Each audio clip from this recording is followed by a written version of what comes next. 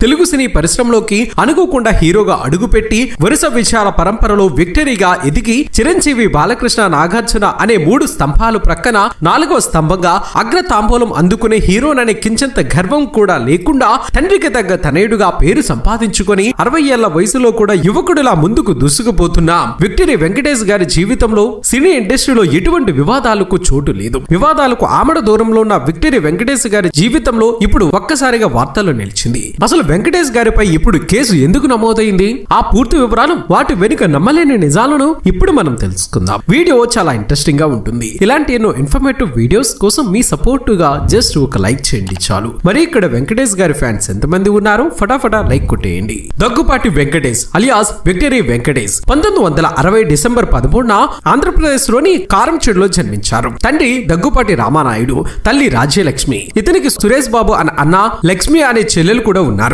వెంకటేష్ తన స్కూలింగ్ ని చెన్నైలోని డాన్ బాస్కోలో చదివారు. తన ఎంబీఏ పట్టాని అమెరికాలోని మాంటరీ ఇన్స్టిట్యూట్ ఆఫ్ ఇంటర్నేషనల్ స్టడీస్ ద్వారా పొందారు. వెంకటేష్ తండ్రి ఫిలిం ప్రొడ్యూసర్ అయ్యుండడం వల్ల అప్పటికి ఎన్టీఆర్, ఏఎన్ఆర్, కృష్ణ, శోభన్ బాబు లాంటి టాప్ యాక్టర్స్ తో మూవీస్ ని ప్రొడ్యూస్ చేసి ఇండస్ట్రీలో మంచి గుర్తింపును తెచ్చుకున్నారు. ఇక రామానాయుడు గారికి 2 అబ్బాయిలు ఉండడం వలన వాళ్ళని సినిమాల్లోకి హీరోలను చేయాలని అనుకున్నారు. కానీ సురేష్ బాబుకు నటన మీద ఇంట్రెస్ట్ లేనందువలన సురేష్ ప్రొడక్షన్ లో అకౌంట్స్ లావాదేవీలను చూసుకునేందుకు అపాయింట్ చేశారు. ఇక వెంకటేష్ కి యాక్టింగ్ మీద ఇంట్రెస్ట్ ఉండి కాస్త సిగ్గు ఎక్కువగా ఉండడంతో అమెరికాకి యాక్టింగ్ అండ్ డాన్స్ కోచింగ్ కోసం పంపించారు. అమెరికా నుంచి తిరిగి వచ్చిన తర్వాత వెంకటేష్ ని స్ట్రైట్ గా మూవీస్ లో ఇంట్రడ్యూస్ చేయకుండా ముందుగా పెళ్లి చేయాలనుకున్నారు. ఇందుకు కారణం రామానాయుడు గారు సినిమా ఇండస్ట్రీలో ఉండటం వల్ల అక్కడ హీరోలు నటించే హీరోయిన్స్ తో కానీ ఇతర నటీమణులతో సన్నిహితంగా ఉంటూ తర్వాత ప్రేమ పెళ్లి అని చేసుకుని విడిపోతుండడం గమనించి వెంకటేష్ కి అలా అవ్వకూడదని 1985లోనే నీరస అనే అమ్మాయితో వెంకటేష్ కి ఘనంగా పెళ్లి జరిపించడం జరిగింది. వీరి అన్యోన్య సంసారానికి గుర్తుగా 3 ఆడపిల్లలు,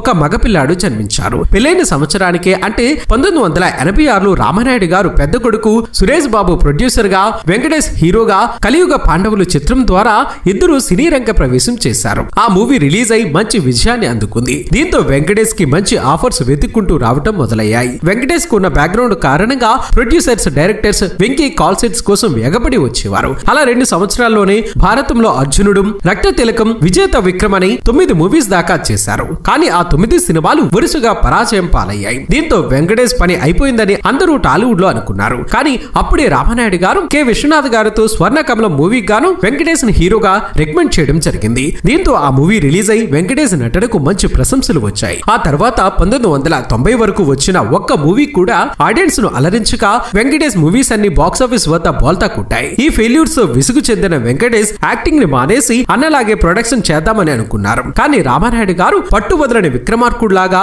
మళ్ళీ తన ఓన్ బ్యానర్ లోనే ఫైనల్ గా వెంకటేష్ తో ఎక్స్పెరిమెంట్ చేయాలని బొబ్బిలి రాజా అనే మూవీని ప్రొడ్యూస్ చేయడం జరిగింది. ఆ మూవీ 1990లో రిలీజ్ అయి బాక్సాఫీస్ వద్ద బ్లాక్ బస్టర్ గా నిలిచింది. ఇంతవరకు Venkatesh career ups and downs గానే నడిచింది. కానీ బొబ్బిలి రాజా మూవీ హిట్ తో అటు క్లాస్ ఇటు మాస్ ఆడియన్స్ కు దగ్గరయ్యాడు. ఆ తర్వాత వెంకటేష్ యాక్టింగ్ నే తన కెరియర్ గా ఎంచుకుని కూలీ నెంబర్ 1, క్షణక్షణం, చంటి, సుందరాకాండ, అబ్బాయి గారు, రాజా, శ్రీను, వాసు, జమిని, F2, నారపాని 75 సినిమాల వరకు నటించారు. అయితే ఈ నేపథ్యంలో ఒక్కసారిగా వెంకటేష్ గారి పేరు వార్తల్లో నిలిచింది. వెంకటేష్ వివాదాలకు దూరంగా ఉండే హీరో, పూర్తిగా ప్రైవేట్ లైఫ్ కే పరిమితం, బయట చాలా తక్కువగా కనిపిస్తారు. సినిమాలు, ఫ్యామిలీ, రామానాయుడు స్టూడియో అన్నట్లు ఉంటారు. అలాంటి వెంకటేష్ పై తాజాగా కేసు నమోదైంది. మరో 2 రోజుల్లో ఆయన హీరోగా నటించిన సంక్రాంతికి వస్తున్న మూవీ విడుదల కానున్న నేపథ్యంలో ఆయనపై కేసు నమోదు కావడం ఆశ్చర్యపరుస్తుంది. మరి వెంకటేష్ గారు ఏం చేశారు, వారి దగ్గుపాటి ఫ్యామిలీ ఏం చేసింది, వారిపై కేసు ఎందుకు నమోదైందనేది చూస్తే ఫిలిం నగర్ లోని దక్కన్ కిచెన్ హోటల్ కూల్చివేత వివాదంగా మారింది. దీన్ని కూల్చేసింది దగ్గుపాటి ఫ్యామిలీనే. గతంలో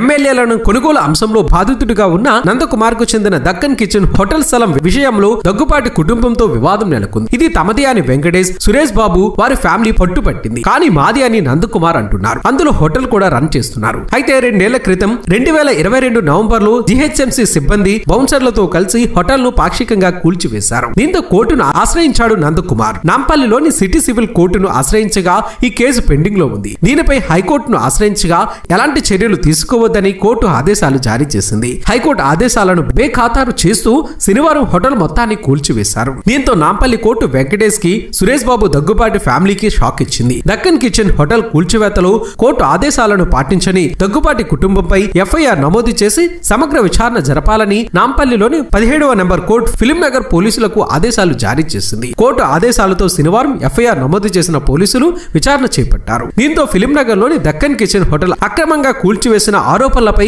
హీరో దగ్గుబాటి వెంకటేష్, నిర్మాత సురేష్ బాబు, హీరో రానా, హీరో అభిరామ్ పై శనివారం ఫిలిం నగర్ పోలీసులు 448, 452, 458, 120B సెక్షన్లపై కేసు నమోదు చేసి ఎఫ్ఐఆర్ నమోదుతో విచారణ చేపట్టారు. సంక్రాంతికి వెంకీ సినిమా విడుదల వేళ ఇలాంటి పరిణామాలు చోటు చేసుకోవడం ఆశ్చర్యంగా మారింది. వెంకటేష్ అభిమానులు కలవరానికి గురి చేస్తుంది. ఏది ఏమైనా హీరో వెంకటేష్ గారు ఈ వివాదం నుంచి పూర్తిగా బయటపడాలని, అలాగే సంక్రాంతికి వస్తున్న సినిమాతో ఈ సంక్రాంతికి భారీ విజయాన్ని అందుకోవాలని మనము మనస్ఫూర్తిగా కోరుకుందాం. మరి వెంకటేష్ గారి నటన మీకు ఇష్టమైతే ఈ వీడియోను లైక్ చేసి మీ సపోర్టును మాకు అందించండి ఫ్రెండ్స్. మేము చేసే ప్రతి వీడియో వెనుక చాలా కష్టం ఉంటుంది. ఆ కష్టానికి మీరిచ్చే ప్రతిఫలం ఒక లైక్ కొట్టి సబ్స్క్రైబ్ చేసుకోవటమే.